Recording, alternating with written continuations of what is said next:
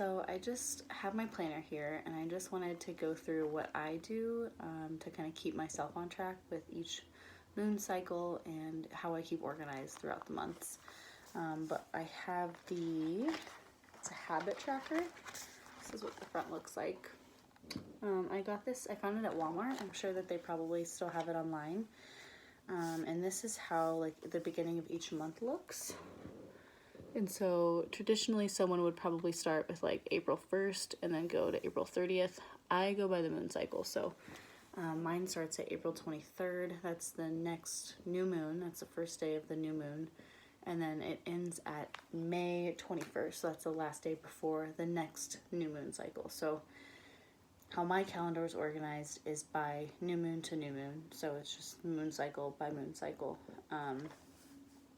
And for me, it just works really well that way. Just at the new moon time, it's really a time for setting seeds, setting intentions. This is with planting physical plants and, you know, what seeds you want to plant in your life, what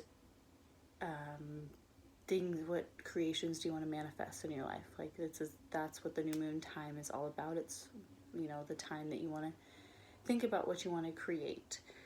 So it just helps me keep on track to do it this way. I really like it, and then it helps me, like at the beginning of the month, I only put in a couple habits I want to do.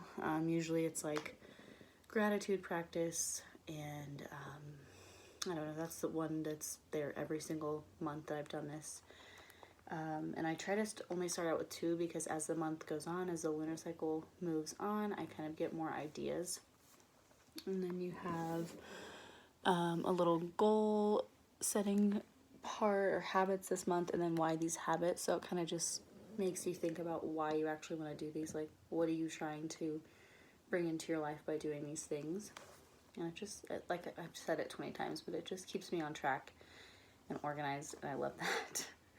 And then I really like this part too. This is at the start of the month. It's the start goal, mid goal, and end goal. And so again, I just kind of start with my basic goal. I try to only go, you know, I just write as I'm inspired, but I try to not fill up a whole lot of this page, because through the month, through the moon cycle, I just fill this out as whatever inspiration I get, whatever like changes in my intention I get, that's how it evolves, and I document how it's evolving here. It's also just really good record keeping. Like, I know I'm gonna want to look back in 2 or 3 years and just know how I got to where I'm going to be. So I like this because it's just a good way to keep track of where you came from and what you did to get to where you end up. But that's just what I've done every month on here. So it starts at new moon, first day of the new moon, and then the last day on there is the last day before the next new moon. So, and then each week you have like a weekly setup. So since the new moon started on a Thursday, I have that here. And then I also have little numbers here. I'm doing a 90 days of focus for things that I want to bring into this realm and what I want to manifest. So this is just how I'm keeping track of where I'm at in my 90 days of that. For people that don't know, it takes 21 days to make a habit and 90 days to make a lifestyle. So that's why I'm doing 90 days. And then I like these little weekly things because it has a quote too. And the quote is usually really on point with whatever I'm being moved through that week, whatever I'm journaling about. And then another little quote that I like is at the very end of the month, it has another quote page. And again, it just really aligns with, it's usually aligning with everything that I'm working through. And I just really like that. So I just wanted to share this because this has been a game changer for me in 2020. I saw a post recently that was like, why did I even buy a calendar for 2020? Or why did I even buy a planner for 2020? And it's to keep your goals focused. Like, just because you're out of work or you're working from home, or you're not doing activities, it doesn't mean that you're not growing your personal practice and you're not growing as a human being.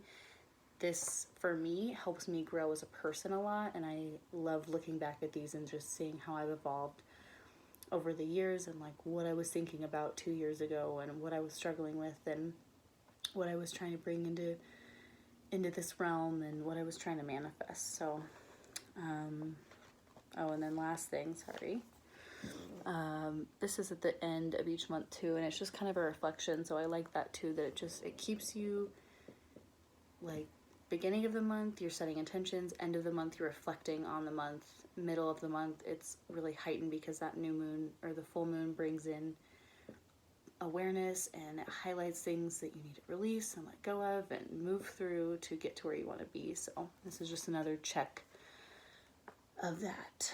But this one is, what was your best accomplishment this month? What were your biggest struggles? What can you do differently next time? So I just like that way of checking in with yourself and really just reflecting on the month and being like, where did I fuck up? How can I do better next time? And what am I proud of myself for? So yeah, I highly recommend this. Again, I got it at Walmart, just called the Habit Tracker. Check it out. Maybe I'm sure like Staples would have a similar one too. But yeah, if you want to get organized in your life, you don't have to get organized. You know, you can still be organized even though there's not events to go to all the time. You can be organized in the sense of your personal growth and how you're evolving as a human being. But thanks for listening.